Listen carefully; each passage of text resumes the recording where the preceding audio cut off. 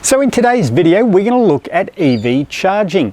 Now, for those new to EVs, charging is probably one of the top 5 subjects people like to talk about.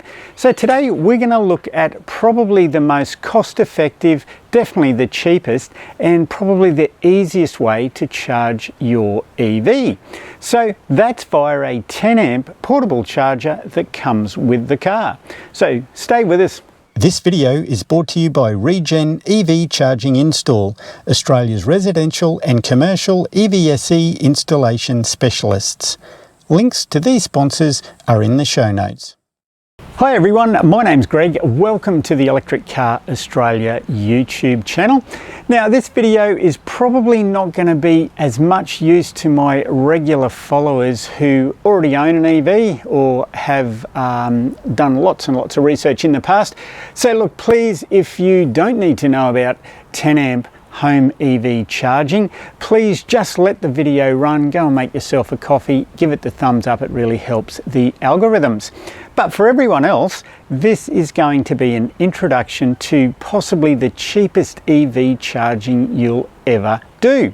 Now it's via a 10 amp normal power point, so you can do this at home of course, or you can do it on the road, in accommodation if you're traveling, etc. But we're going to go through every part of this charging and explain what it is, the types of costs involved. So yeah, let's get into it. So as I mentioned, a 10 amp power point. So we've got one up here. We'll plug the mighty MG ZS EV in that I'm going to use for the demo today. But this is basically what a 10 amp portable charger looks like. So it has the standard Australian plug on it there. So you'll see the smaller earth pin there. So the normal one goes straight into a normal power point. So you don't need anything special. Any power point in your home or any power point you find anywhere will work, unless it's very old building construction. Then you might want to get your wiring checked. But for all intents and purposes, that is just a standard 10 amp Australian power point. So now let's have a look at the other end of the cable. So this is the business end that plugs into your EV. Now in Australia, the majority of EVs on the road, and also all new EVs, have what we call a Type 2 connection or a Type 2 lead. So when you hear people talking about a Type 2 lead, this is what they're talking about. And I'll give you a close-up on the car shortly, but that is a Type 2 plug.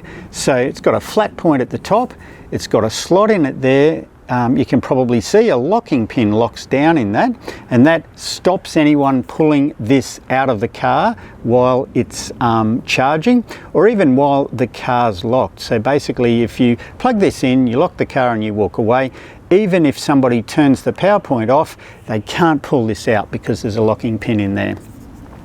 Now, while we're here, now this is getting a little bit technical. This video will be pretty basic, but this is getting a little bit technical. You'll notice there that you can see metal inserts in those 3 pins. Now that tells you that this is a single phase 7 kilowatt charger. If it had metal pins or metal inserts in those bottom ones, you would know that it was a 3-phase 22 or 11 or 22 kilowatt lead. We won't get into that too much in this video, or actually we won't get into that at all in this video, because this is 10 amp single phase we're talking about here. There'll be more videos to come shortly, so if you haven't, please subscribe to the channel and click that bell icon, and we'll explain that a little bit further. But basically 3 across the center, that means it's single phase 10 amp. Now while we're just talking with this end, when it's not being used, always keep this rubber cap. So they'll generally come with a rubber cap. Keep that on. That keeps dirt and muck out of there, because those little metal inserts that I just showed you, they do wear. So if you get dust, dirt, grit, sand in them, when you're plugging that in and out of your car, they will wear, and eventually you won't have a good electrical connection. So always keep them nice and clean by keeping that cap on. So I mentioned the majority of cars have a Type 2. there is some around with a Type 1.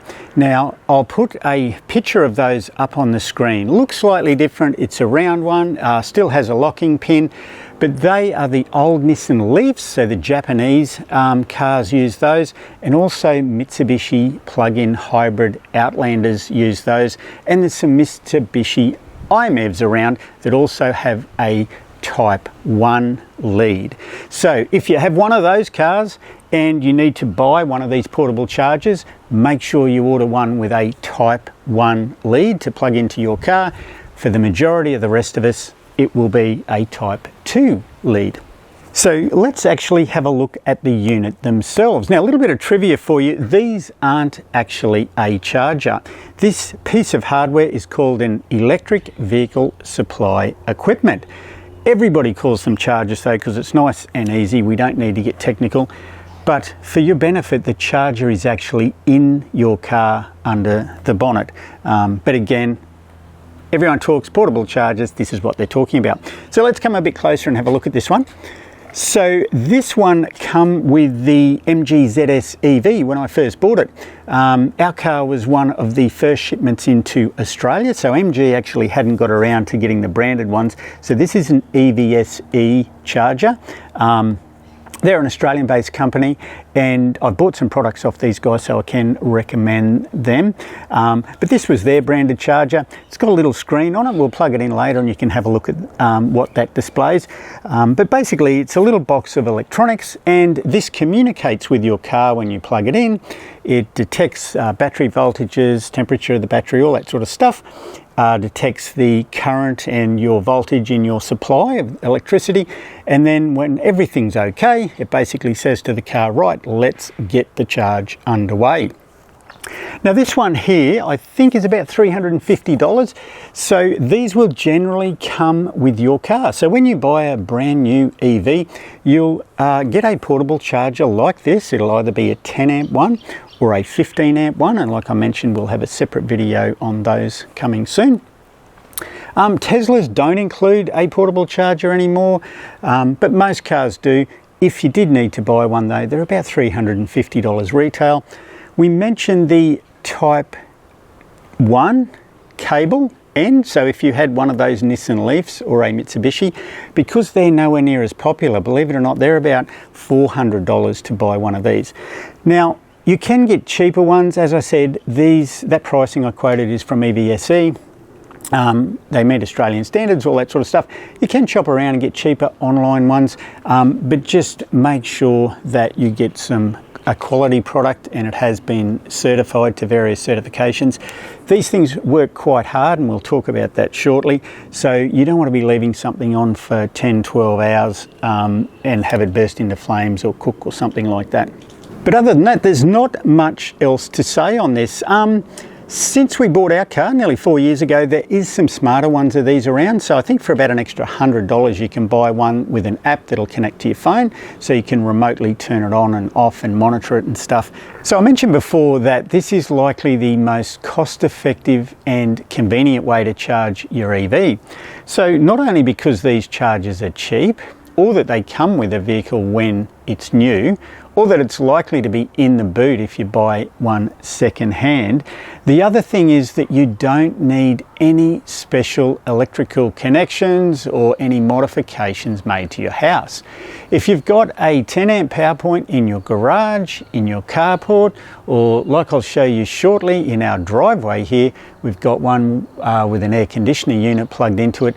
You literally just park the EV and you plug it in. So nice and cheap for that, and no delays. So just a word of warning for those new to EVs, thinking about buying an EV, or you might be in discussions with your dealer now. There'll often be discussion around a home charger. Do you really need one? What benefits do they offer, etc. So again, I've done multiple videos on those in the past, but I am going to do some new ones based on extra questions that I've had since we've done those. But what I suggest everyone does is just stick with these chargers first. So you can always get a home charger later on, or you can get a 15 amp charger later on. So don't rush out and buy one. If you're doing less than around 100 kilometers, of travel per day and you're happy to charge overnight, or if you work nights and you can charge through the day, you likely don't need any other charger except these ones. So when we're talking about different types of chargers, I should have mentioned this is what we call a level 1 charger. So that's different to a type 1 connection for the Mitsubishi Outlanders and the Nissan Leafs. That's type 1, that's talking about a plug. When we talk level 1, we're talking about the slowest, most basic chargers. So that's what these are, a level 1 10 amp charger. And to put it into context about how much charge you'll put into your EV with these, even though they call them 10 amp, I'll show you in a second when we plug it in, they only put in about 8 amps, so they're rated at 8 amps, and that'll put in around 10 to 12 kilometers of range per hour.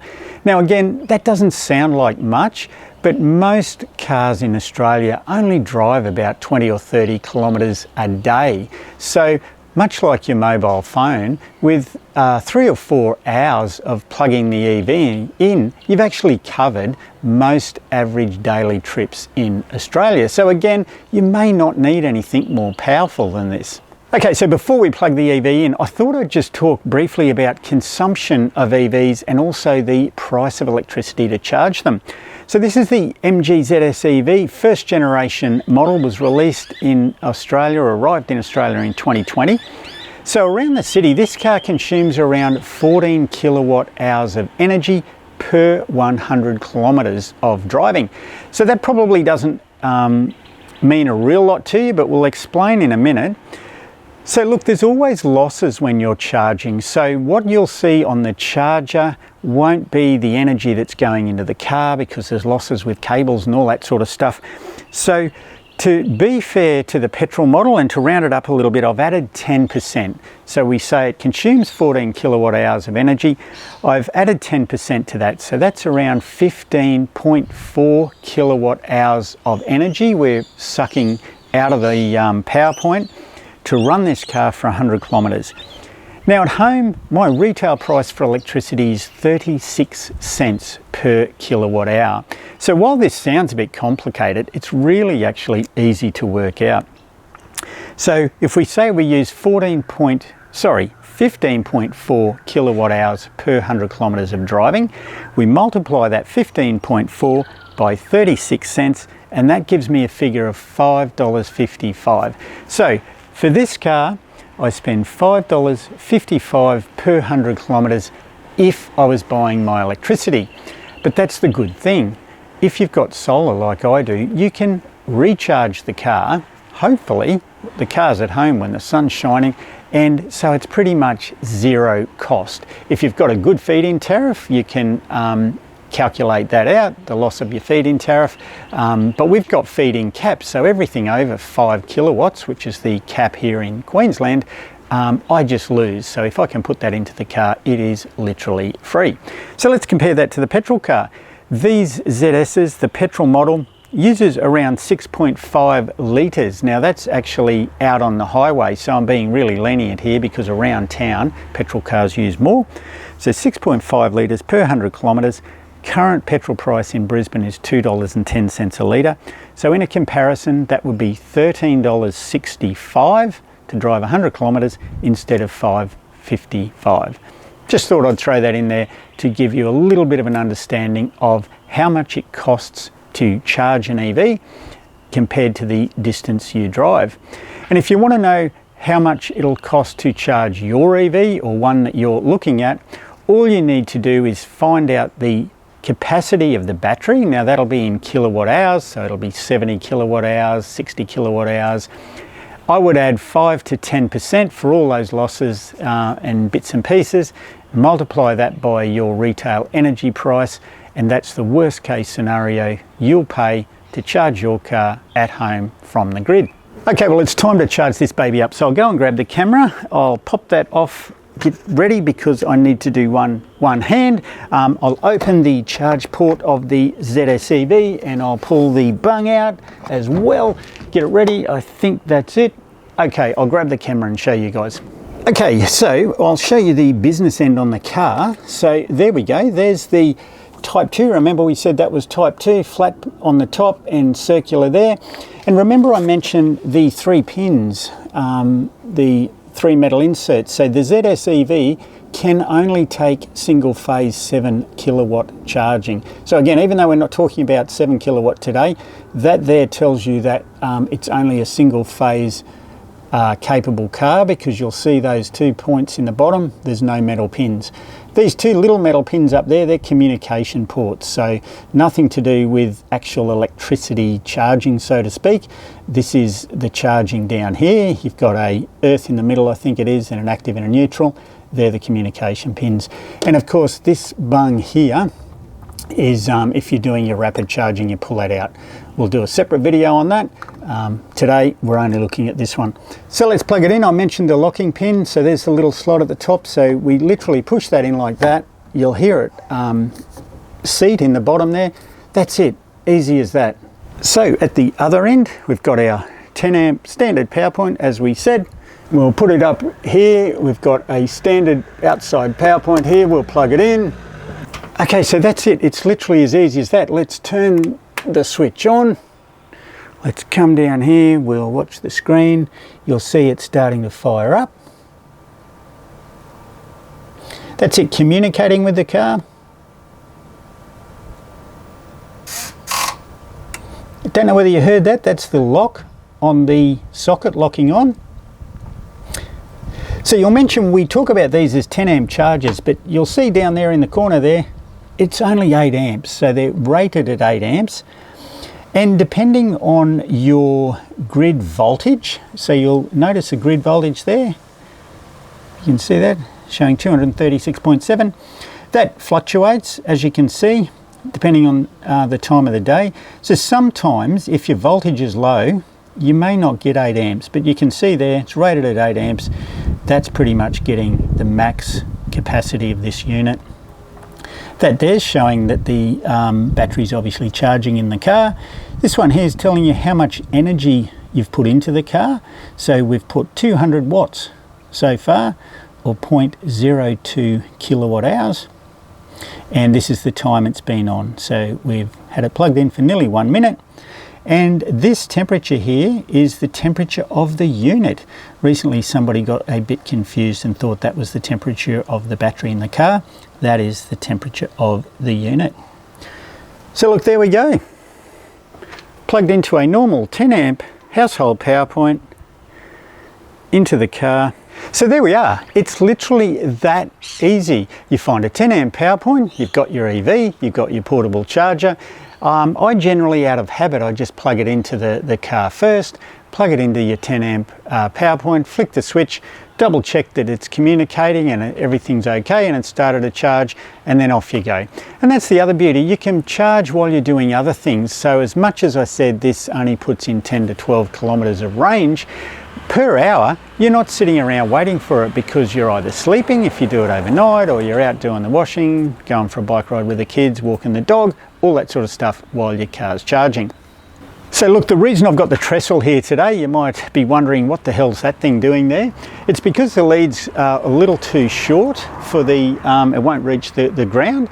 So a couple of safety tips: always do make sure that you're not stretching these leads. Make sure you've got a nice, good quality power point. So if you've got a sloppy connection there, if this is loose, you hear it arcing or anything, do not use that. Make sure you get that power point replaced. The other thing I'd say is these power points are rated at 10 amps. This is a double power point, obviously, but the amount of current that this draws continuously, I would not be running this air conditioner while I've got the car charging. And I certainly wouldn't be using something like a double adapter or a power board. Some people do use electronic timers so that they can time when to turn this charger on and off. Look, if you do that, please make sure you get a good quality one, because again, the current that these things are pulling is continuous. It's not like when you boil the electric kettle for 2 minutes and it switches off, or you've got a little electric portable oven on and it's cutting in and out, heating up and turning on and off. These run continuous. So it's probably, or will be, one of the largest current draws that you would ever plug into a 10 amp power point. So make sure you're not using anything else on the same power point. So look, the final thing I'll mention is around extension leads. So I mentioned definitely don't be using things like power boards or double adapters. But look, you can use an extension lead if you don't have a power point reasonably close to your car. But look, there's a couple of things I would be conscious of. I wouldn't have a very long lead because we talked about losses before. The longer the lead, the more losses you'll have. So basically you'll be consuming the same amount of energy, but less of it will be going into your car. So this is a lead I bought from Trade Tools here in Queensland. Now you can buy these leads all over Australia, but what I'd suggest when you buy a lead, buy an extra heavy duty one, generally one that's made for construction sites. The benefits of those is they've got a thicker insulation on them, they've got better quality plugs, they'll also usually have better terminals. But the beauty I found with this one from Trade Tools, it's actually got 15 amp cable but 10 amp plugs. So you'll notice the plug on that is the same as we showed before on the charger, just the normal thin earth pin. Same normal earth pin in there. But it's 15 amp cable, so it's a little bit heavier, a little bit thicker, and you know that for continuous draw that this is going to be fine. Again, if you buy your cheap little Kmart extension lead, I would not be putting that anywhere near an EV. Even though they're rated at 10 amps, I very much doubt they'd be rated for the type of continuous consumption, and I'm sure those leads would be getting hot. You can use a lead, just keep it as short as possible, and I would buy an extra heavy duty one with heavier rated cables and plugs. You just need to make sure your plug is still 10 amp. This one was about $35 and it's 15 meters. I wouldn't go any longer than that.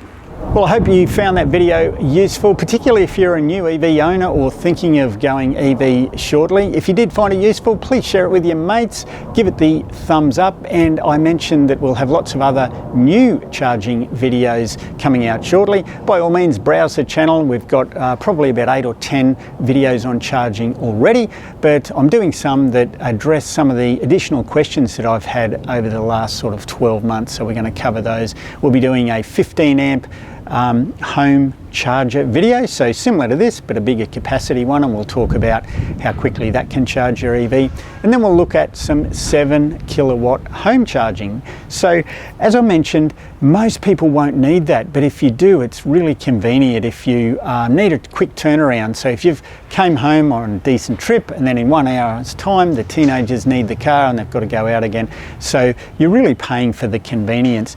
And if you are thinking about one of those, would like to have a look at some pricing or have a chat to somebody that's in the know, talk to Aaron from our channel sponsor Regen EV Charging Install. And of course, a big thank you to my channel financial supporters. Couldn't do it without you guys, so really appreciate your ongoing support. Well, that's it. Take care, stay safe, look after your friends and family, and we'll talk soon. Cheers.